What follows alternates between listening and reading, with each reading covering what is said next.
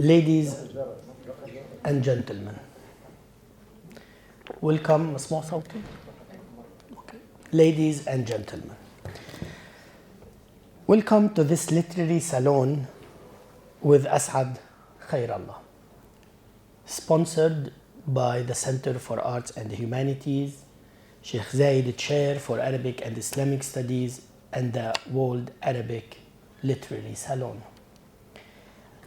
It's an evening dedicated to celebrating the life, work, and enduring influence of a scholar who has shaped not just the field of Arabic literature, but also the minds and hearts of his students, myself included.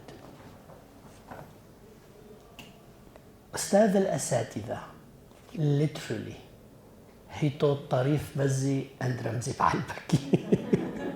I'm his grandfather. So you have 4 generations of scholars of Arabic literature. So he truly deserved the title Ustadh al-Asatidha. Allow me to start with a confession. Once upon a time, I was a math major. Yes, I thought numbers held the ultimate truth.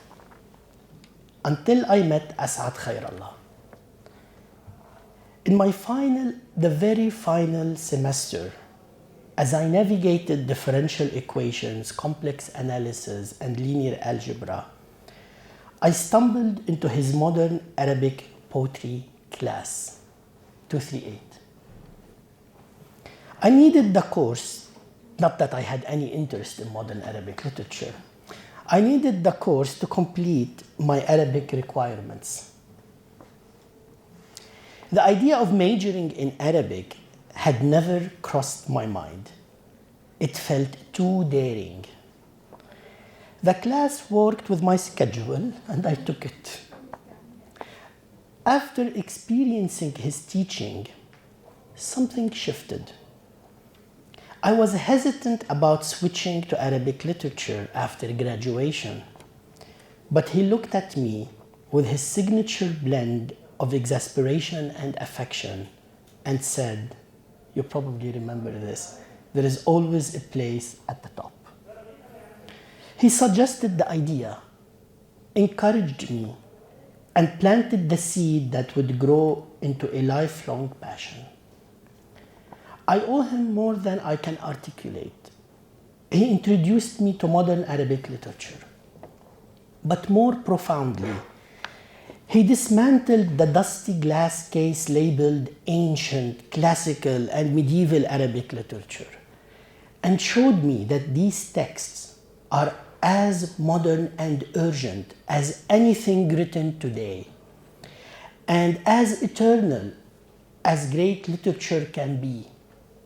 Assaad Khairallah didn't just teach literature, he breathed life into it. He knew it all, almost too much.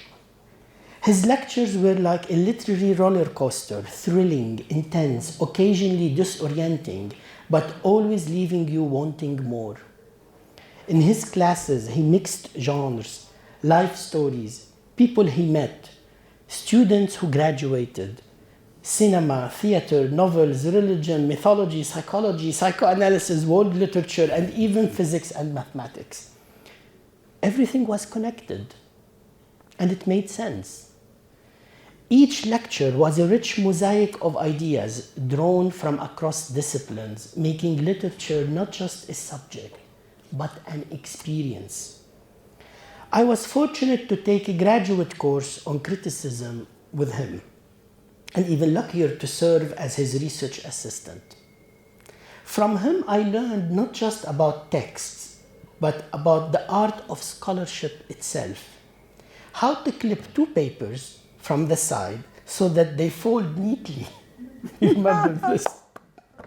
Trust me, it's an underrated skill.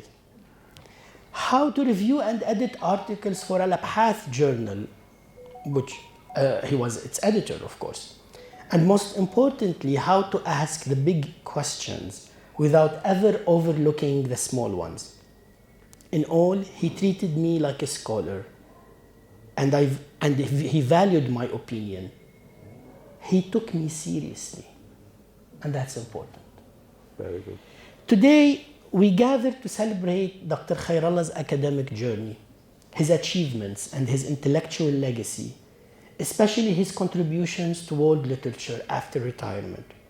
But beyond the honors and publications, we celebrate Assaad, the scholar who is as funny as he is brilliant, perpetually and endearingly complaining, yet endlessly loving and generous with his time. And to many of us, a fatherly figure in the world of ideas. For those unfamiliar with his distinguished career, Dr. Assaad Khairallah earned his PhD in Arabic, Persian, and comparative literature from Princeton University. He taught at Princeton, Freiburg, Basel, and Berkeley before returning to AUB as a full professor, where he profoundly impacted generations of students and scholars, and many of which are here in the room today. His primary fields of interest include Arabic literature, mainly modern, cultural East-West relations, and comparative and world literature. He has authored the influential Love, Madness, and Poetry, an interpretation of the Majnun legend, which is a book here published by the Orient Institute, and it's still the best book written on the subject. And around 30 scholarly articles across English, Arabic, German, and French. Each and every single one of them opens a whole field of study. He co-edited a 4-volume work for the Blackwell Literature, A World History. These are the 4 volumes here, published last year or 2 years ago. He is currently completing a monograph on modern Arabic poetry and another on Majnun Layla. Both are promised for the Sheikh Zayed series for Islamic Studies, Arabic and Islamic Studies here at the AUB Press. This evening, we honor not just his scholarly contributions, but the living, breathing legacy he has built through his teaching, mentorship, and unwavering curiosity. So let's dive into the conversation, guided by questions that reflect the depth and breadth of his remarkable career. Dr. Khairallah, thank you for everything and for teaching us that literature, like life, is always more complex, more beautiful, and more urgent than we think. Please join me in welcoming Assaad Khairallah to AUB.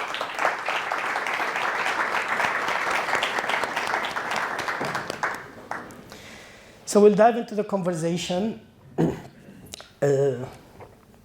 Welcome to the World Literary Salon. Thank you, Verki. Now I'm going to mix up with German.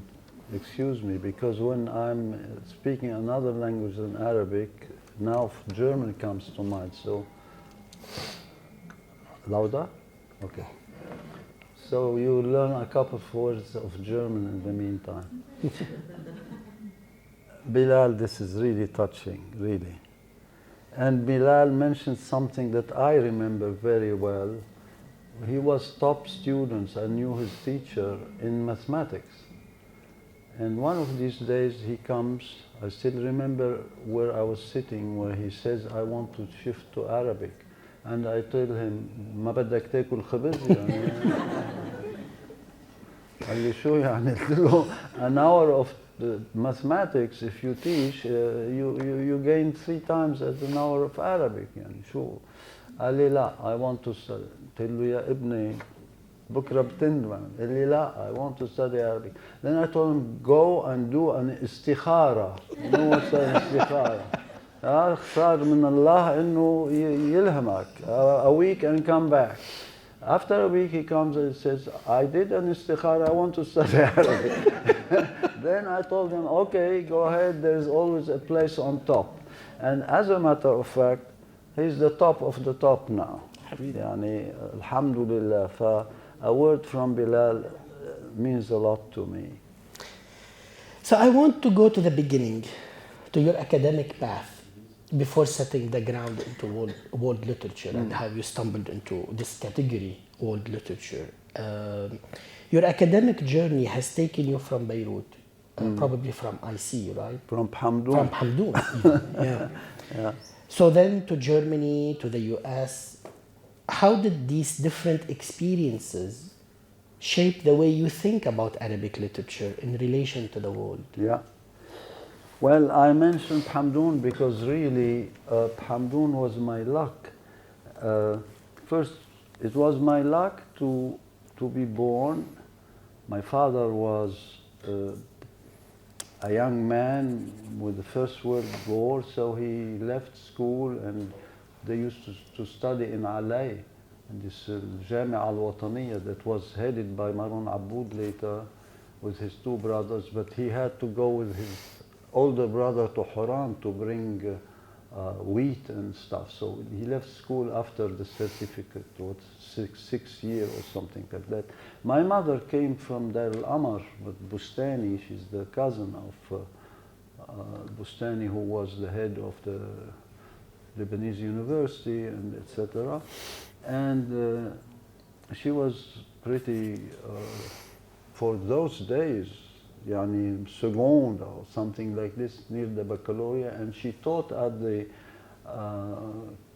École des Apôtres in Fallujah, one of these schools that this Fallujah was built in, grounded in 1838 as missionaries. Anyway, so she knew Arabic and Persian, French and English and Latin. I still have her Latin prayer book. And so she came also from a very well educated family. And she has a great influence on the Hamdounis, who were with time pretty well-to-do, but who would stop the certificate or brevet or khalas, except the Protestants. We have a branch of the Khairallahs who became Presbyterian or evangelic with the Syrian college, and one of the first graduates is Assaad Khairallah, like my name. And now I inherited a piece of land in Hamdoun that comes from, I know, the grandson of his wife. Anyway, this is one thing. I'm born in a hotel, and the hotel in those days were only Egyptians, Syrian, bit Iraqis, Palestinians, and we had the whole summer with about 20 kids of different dialects and different religions. We had a Jewish family from Iraq, 7 daughters. And the beauty, they stole our gramophone anyway at the end and went to Israel. And we had the Egyptians, stories and dialects and all kinds. This is in childhood. But whatever I remember now, what Bilal said about how I taught, I taught like what my theory is about Arabic literature. I taught dardasha, if you wish, mixing everything together. يعني من كل وادي عصا, but there is a sense in I want to install in these young people's head this kind of worldview or this way of analyzing things, consciously or unconsciously in my method. And this is what I discovered about Arabic literature. When we were kids, I still remember, because Hamdoun, the village, the old Hamdoun, was inhabited in winter. So there were schools there. Hamdoun, the Mahatta, yani station, was for summer. There were many hotels. But in winter, there would be few people and there were no classes. So I had to go to the old Hamdoun and walk a lot in snow. So I used to stay 2-3 months hard winter by my grandmother, my uncle and brother. Uncle was fiancé to a cousin of Kamal Salibi. who also studied till certificate, but she was such a red woman. She was fantastic. She reads French, English, all kinds of stories. When cooking, she is, etc. And she was a fantastic storyteller. She would go with her friends to a movie, and when they come back, she starts to tell the story. They feel they have seen nothing. I mean, she fascinates them with that. And I still remember I used to go when my uncle was, you know, when there's fiancés, they go and visit the family.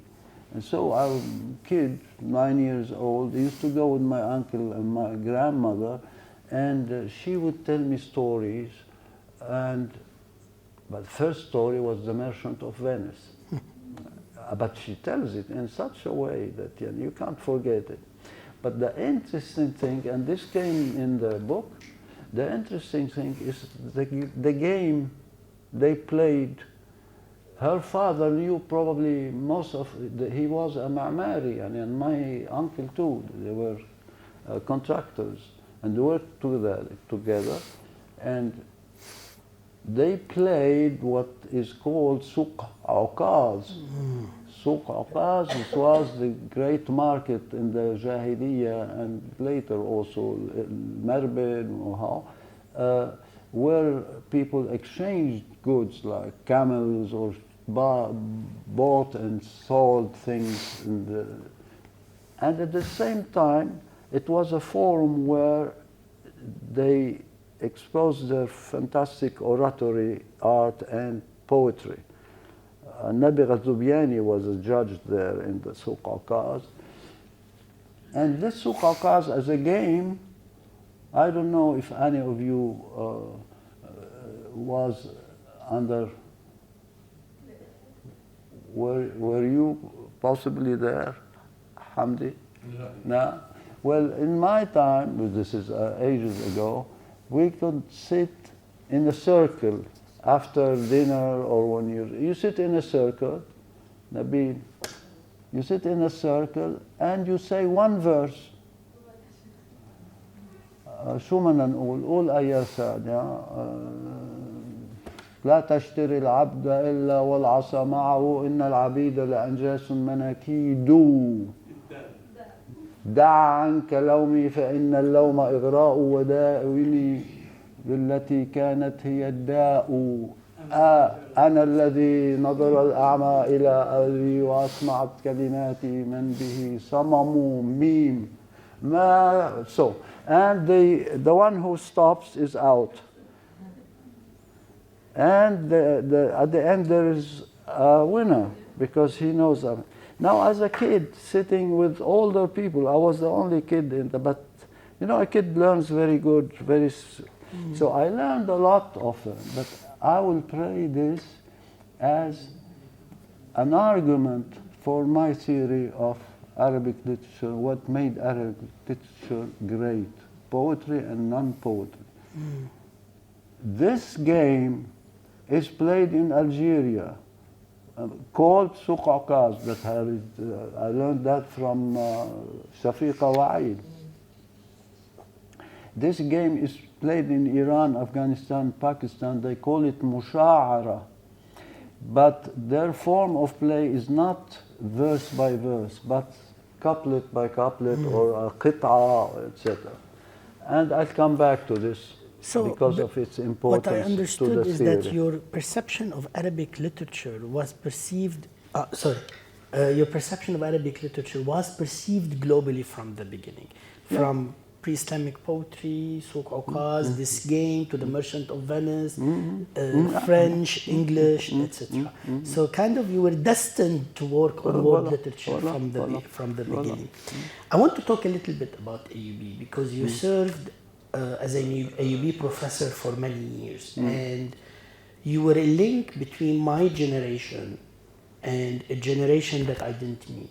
Ahsan Abbas, Muhammad Yusuf Najm, even Khalil Hawi, for example, etc. What was the role of Arabic at AUB, and what role did AUB play in shaping Arabic literature internationally as well, not just in the Arab world? Yes, very good. Yeah, also AUB we have to start with the beginning. You know, AUB as a Syrian Protestant college started practically in the house of Boutros al-Bustani, Muallim Boutros al-Bustani, one of the very few Maronites who became Protestant, and he's a translator also of the Bible. So from there, Bustani has a lecture on Lugha al-Arabiya. It's fantastic, and he had such an influence of simplifying Arabic, and he had a kind of worship for بقول لو لم يكن ذلك كفرا لقلت إنه العربية مقدسة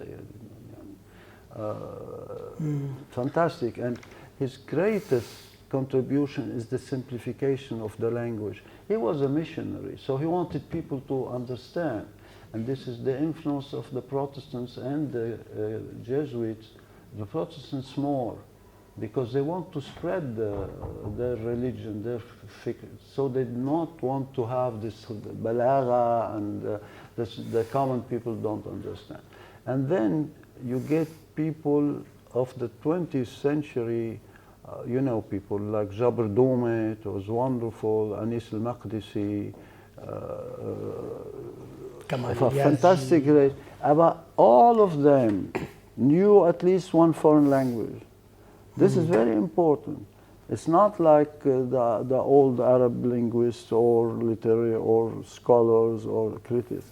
And then you get a whole bunch from the 50s and down. And it was also secular, right? Because most of these were not Muslims. They also knew other languages. It wasn't connected to divinity schools.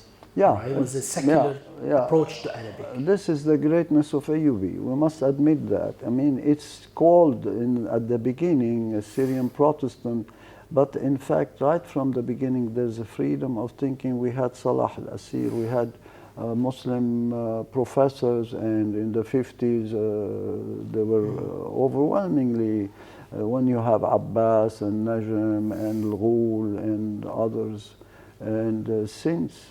And then you have the great professor in front of you, and yourself, etc. This AUB has always been liberal and if you want, multi-religious, but liberal. I mean, this is hidden, and the professors now we had are great. Like Anis Furaiha came from Chicago, Khalil Hawi from Cambridge, Anton Ghatas-Karam, Sorbonne, Doctorat d'État, and count like this. All and from different disciplines too, from different right? Anis disciplines. Furaiha from Semitics. Of course. Khalil Hawi from philosophy. Yeah. Right. Hawi, and this is another thing in the modern, Hawi worked on Gibran in Cambridge and Anton Ghatas-Karam on Gibran at the Sorbonne, and Jibra'il Jabbour from Princeton also. I mean, we had fantastic people in the department. I'll come back to this Arabic between East and West or beyond, but I want to talk about world literature, and I want to first define the terms. Yeah. Right. You first introduced me to David Damrosch. You invited also him at AUB, who wrote What is World Literature? Yeah. So what is world literature? Is it, for example, third world literature with the third dropped, or it's something else? Yeah. And how does Arabic as a tradition fit into this category of world literature? Yeah.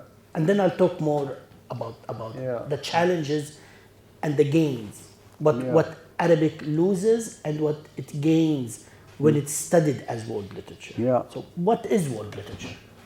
Well, as a matter of fact, because you mentioned Damrosch, our first meeting in Sweden, in Stockholm in 2004, I was at the same panel with David Damrosch. I didn't know him personally. I had taught him because he's the big man now in Harvard and this.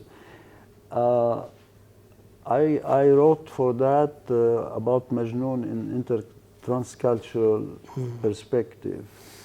and showed how this simple story of Majnun Layla was disseminated in all kinds of culture, in theater, in the world, in America, in Germany, in Iran, etc.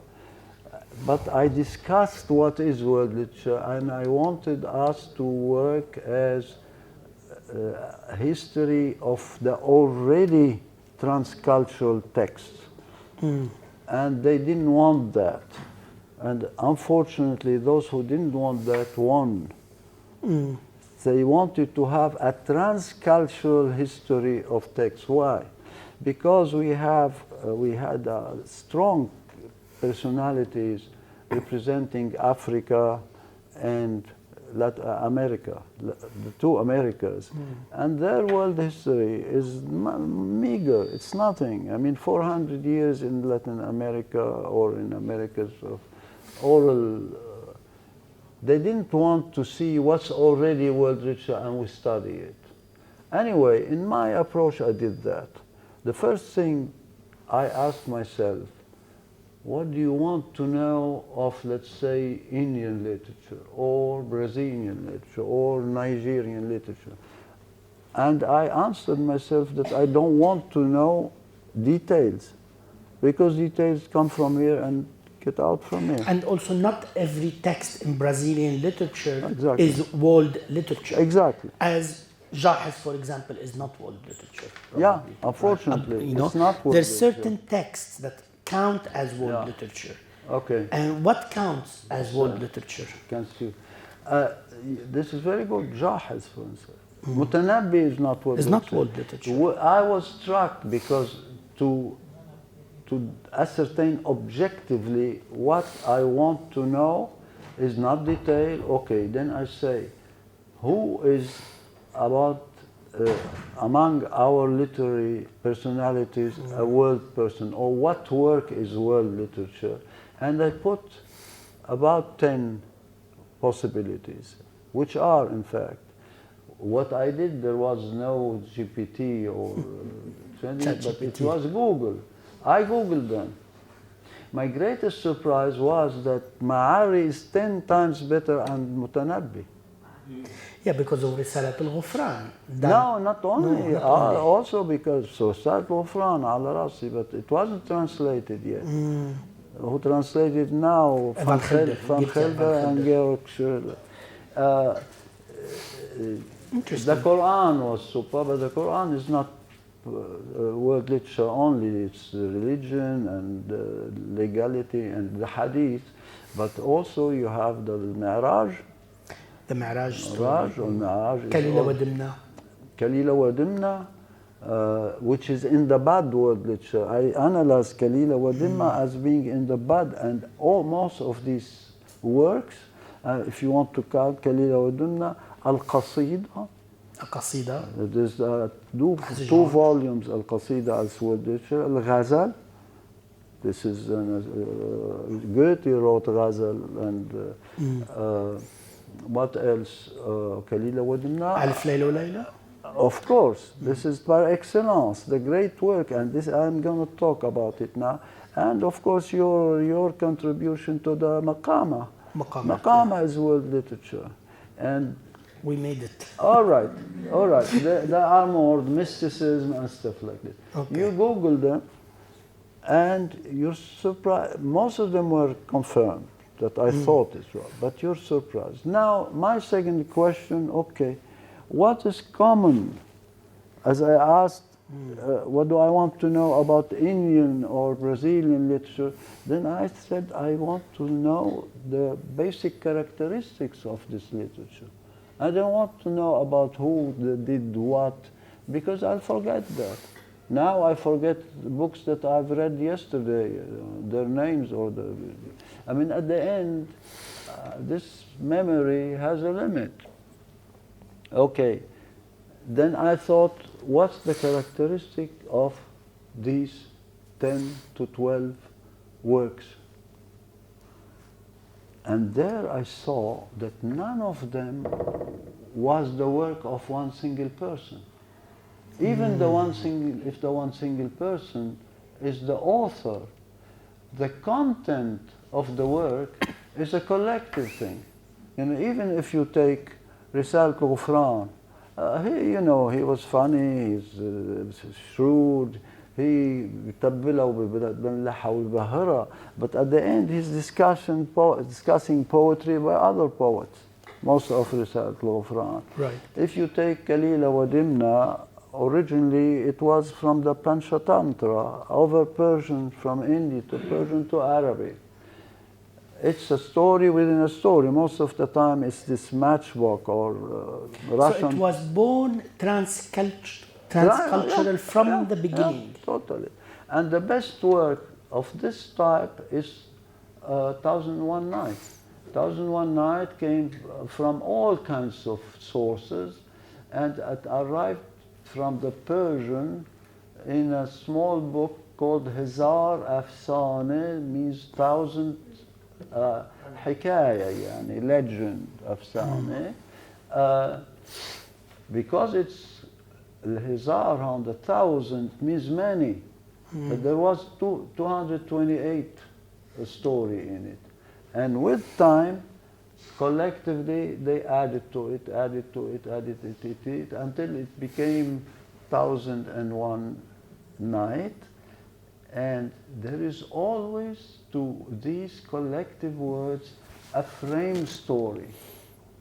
In 1001 Nights, the very famous story of Shahrazad, of the Shahriyar, and betrayed by his wife, and then he goes to his brother in Iran and sees the brother is more betrayed than him, and he swears he'll never be betrayed in the future.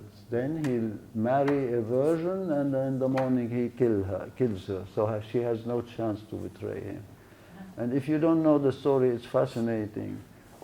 He goes around with his brother, and then suddenly they meet a giant sleeping under the tree.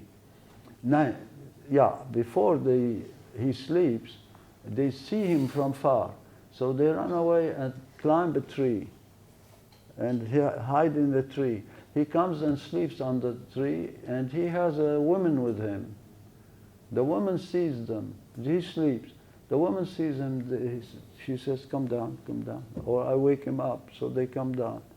And then she says, make love to me. Or I wake him up, they make love to her, and give me your rings.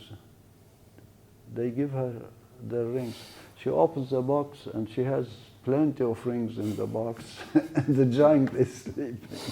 So they conclude, there's no way. Women, of course, this is a particular view of women in those days.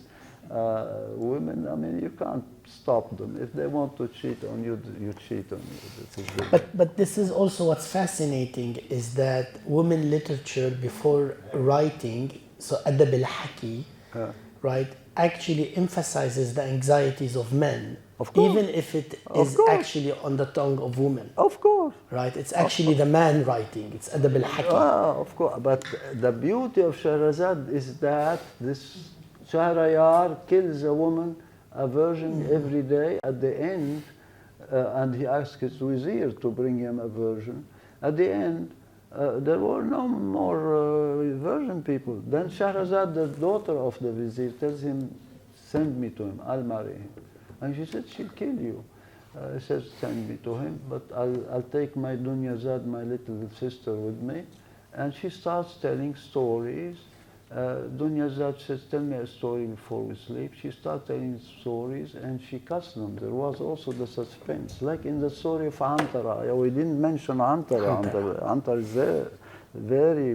So what does Arabic literature gain when it's studied through the lens of world literature?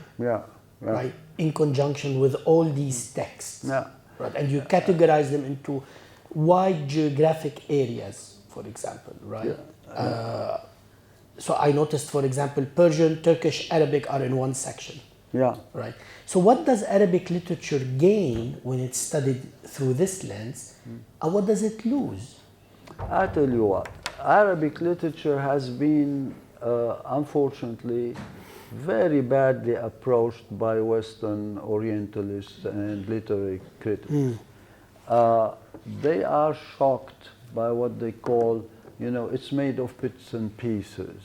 Especially all those who came after the Romantic movement. Enter Coleridge with his idea of organic unity. What is not organic is fancy. He had the creative imagination and he has fancy. Fancy in the West became surrealism. I mean, where is the creative imagination in Rimbaud or Apollinaire or Breton, Aragon, Soupeau? They speak from their imagination as a dream. I mean, there's nothing that relates to the other thing. The Arabs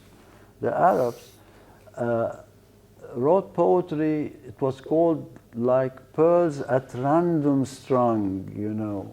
You don't know. This applies to the Quran. Yeah. And that's why maybe when Taha Hussein criticized poetry and said it was all invented, they were afraid that it applies to the Quran, because the Quran is not organically. And you can enter it from any point. Total. This is exactly for me the test if it's not organically done. And that's why I start the whole idea of composition in the Dardasha, in what used to be called Musamara. As-samar is that when you meet in the evening, instead of playing this musha'ara or suq huqas, you talk about anything that's interesting. That's interesting. You don't want to talk something. I mean, the other people in the evening say, this guy is boring. What is he talking about? You present the best stories you know, but there's no, it's min kull wadi asa yani. Al-hadith bil-hadith yudkar. Shaykh? In English they say talk begets talk. And in this form was the best choice of Arabic literature, in which a poem is composed of single verses. The line is the unit. And the great Al-Farahidi, Al-Khalil ibn Ahmad, makes the parallel between what he calls Bayt al-Sha'r and Bayt al-Sha'r, yani al-Khayma, and analyzes the verse, the line, as a khayma. Shu yani? Amud al-Sha'r is the amud of the khayma, the pillar, the central pillar. Al-Arud, ism al-prosody in Arabic, al-Arud, this is al-Arida, that is the horizontal plank that goes from one pole to the other in the middle of the tent. Al-Misra' or al-Shatr, Misra'ain, al-Sadr, wal-Kaza are the door of the Misra', of the door. And then this tent, this Bayt al-Sha'r, is supported or held by an sabab, yani rope, and wetted. The thing is meal you put in the tank. It's totally the whole structure, but it's the structure of the verse. He never mentions the poem. It's the unity of the verse. And from there are many metaphors of structures of literary works. Some compare it to a body, هذا organic, or to a tree, or some now, like Moretti, who's now very famous for his wave theory and for very interesting thing that he is distant reading and not close reading. Yani, as I wanted to do without knowing. But let me just continue my theory. If a verse, if a line is a tent, then a poem is what? It's a camp. When static, it's a camp. Or it's a caravan when in movement. What does relay these tents in a camp? The spirit of those in the camp. And what does relay the camels traveling from one place to the other? The purpose, al-qasd, al-qasida. And this applies to the Quran. The Quran is unbelievably misread in the West. إنه شو هذا؟ C'est un puzzle. Jacqueline Chabi said, c'est un puzzle. يعني you have to put its different pieces together, otherwise you don't understand the thing. And if you let me just finish this point, the greatest admirer of the Prophet is Thomas Carlyle, the end of the 18th century. In his famous book on heroes and hero worship, heroism and hero worship, whom does he choose as a prophet hero? The hero as prophet, Muhammad. He chooses Muhammad. At the time when people thought of Muhammad as impostor and a false prophet, and any great Muslim believer would envy this fantastic, passionate admiration of Thomas Carlyle for the Prophet Muhammad, for his sincerity, and this is my case too. For his sincerity, for his passionate dedication, devotion to the unicity of God, of the unicity of the Ummah. But when he talks of the Quran, you would have your face blushed of. He insults this. What is this incondite? What is this stupidity? One understands nothing. He jumps from one sentence to the other, and he represents, in that sense, most of the Western scholars who speak in a more lukewarm and diplomatic way. But that has awakened me to the fact that they're not ready to understand a different aesthetics and a different worldview that is represented by Arabic literature and by Islamic worldview. They're not ready to understand that. And this is what world literature serves Arabic literature. Interesting. So the performativity of the text, the musamara, the muhadara part, the links between these texts are obvious as well, and they also present a worldview of that culture, right? Vis-a-vis other worldviews from different cultures, right?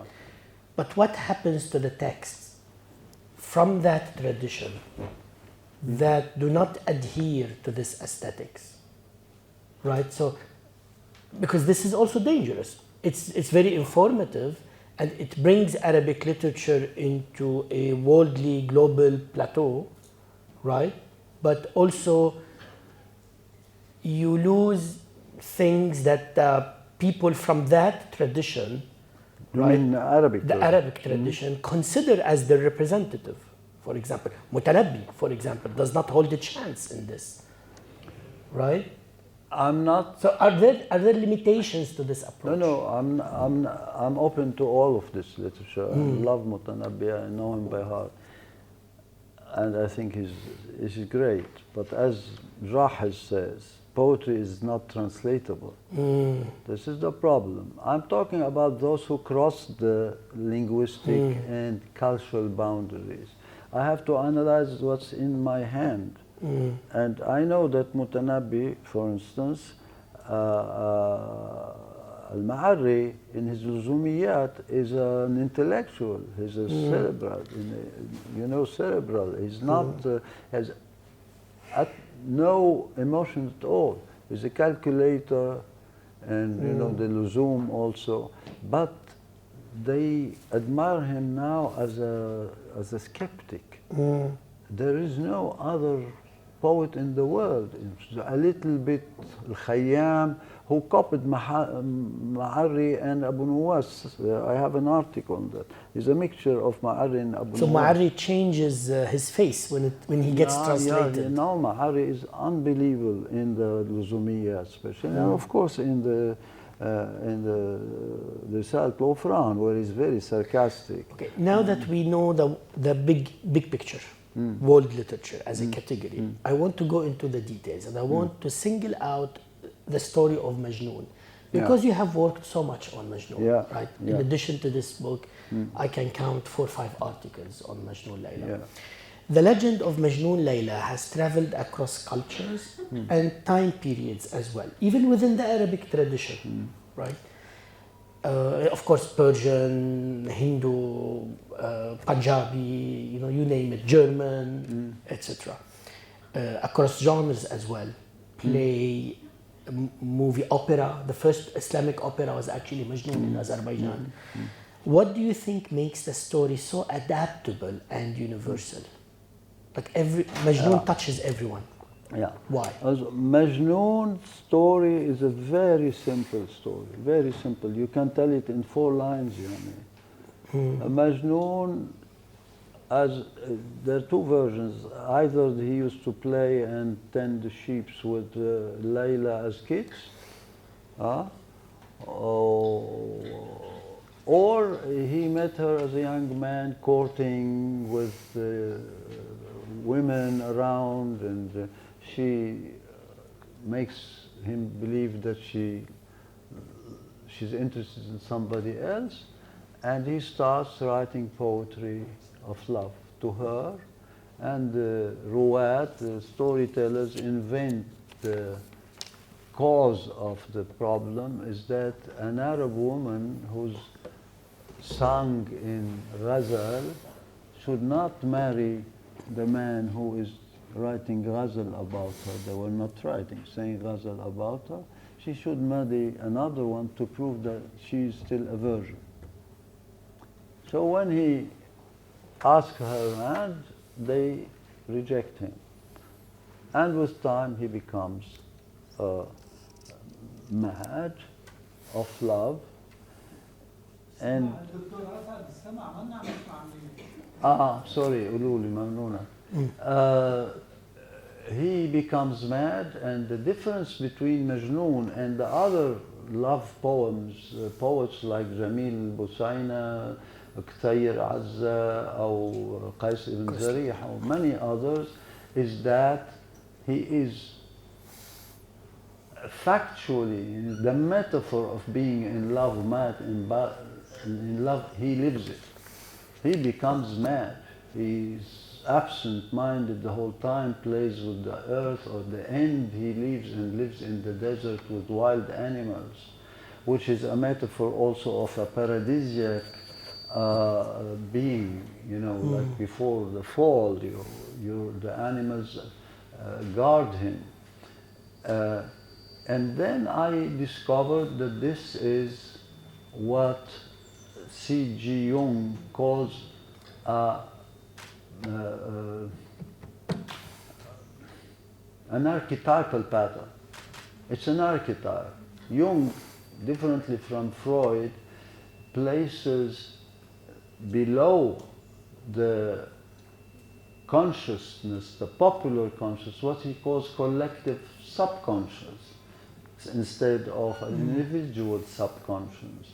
The collective subconscious produces archetypes, works on archetypes. And I discovered that Majnun is really the only archetype, triad, love, mad, and poetry. If you cut out any of these sides of the triangle, you don't get Majnun. You get somebody who's mad in love, or is a poet and lover. But the triad is Majnun, and he lives it in his flesh and body. Okay? Now, why is Majnun so popular and so widely disseminated? Because he functions on the lower collective subconscious, which is much more common across cultures. If you look at the earth, the differences are in the external topography of the earth, on mountains and rivers. The deeper you go down in the earth, the more equal or the same materials. It's either iron or fire, etc. I mean, the outside, the external existence is so different from each other. Majnun functions on the lower and more common collective subconscious. That's why it passes easily to other cultures. And it's astounding, really, how many cultures have used this and gave it a super place.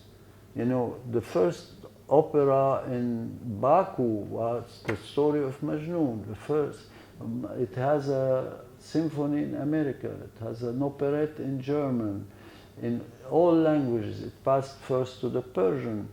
The Nizami's biggest epic romance, Layli Majnun, is Layli Majnun, among his Khamsa. In Fuzuli, who was the Turk Ottoman in Baghdad, also his famous, he was trilingual, this one, but his famous work is Majnun. But the crowning of this, that led me to Majnun, is Le Fou d'Elsa of Aragon. It's an epic, and it's the best work of Aragon. And as I mentioned at the beginning, I'm lucky. Some chance, just luck, just coincidence. I was in Freiburg in 1963 in a college building and listening, because Freiburg is very close to France, listening to French radio. And there was on Sundays a series of 10 interviews by some Francis Crémieux with Aragon on Le Fou d'Elsa, the madman of Elsa. Elsa is the wife of... I forgot it, it's 163. In 67 or 8, I had finished my work for an MA in Princeton again, and then I started seeking a subject. I wanted to work in world literature and more, and I thought of Islamic and Arabic, Persian, and Turkish. I thought of Jaha, and Jaha is Arabic, and the three cultures claim that they're but it is Arabic 100% because it's mentioned many times in Abu Hayyan Tawhidi already. Jaha.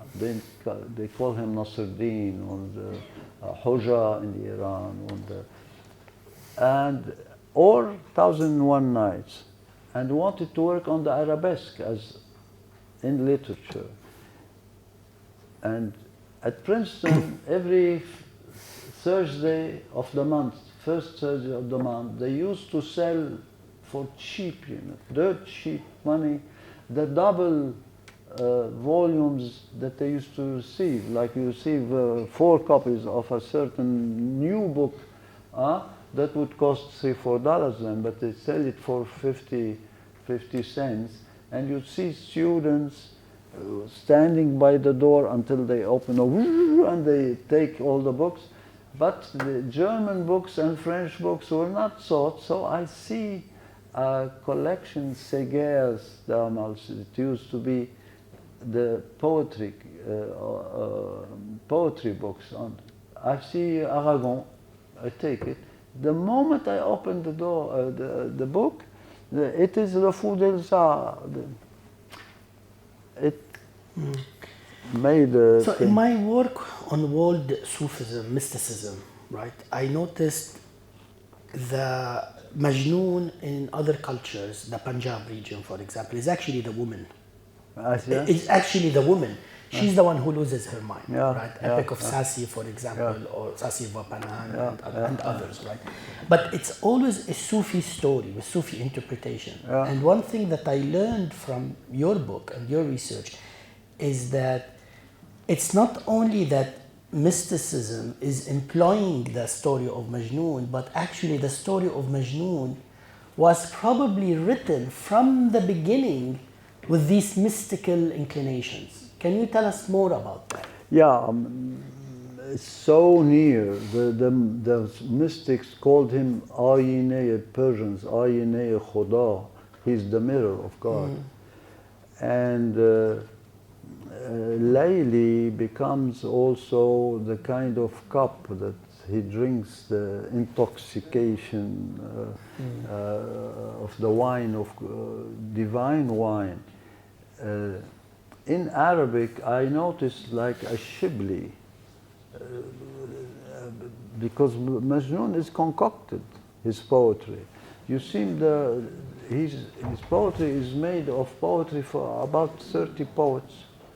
There's somebody called Sarraj who collected his. You see, in practically every verse has someone else who said it or attributed to somebody else. A lot of it are of some of this period. Abu Hussein Nouri, Shibli, and it's very. So the influence is both ways. There are verses that cannot be interpreted but mystically. في كل منزلة ديوان, what is the beginning? في كل منزلة ديوان معرفة المنزلة هون is nothing there. Now looking back, after all these years from working on Majnun Layla and world literature, in addition to Adonis and Qasim Haddad, and I can mention many contributions, right? So looking back on your career, what do you feel has been your most important contribution to Arabic literature, literary studies? But also, what questions do you hope future scholars will continue to explore about Arabic literature's place in the world? Because there is a message here to the many students in the room. Where do you think they should put their effort? Wonderful. If I started with my childhood also, because I had that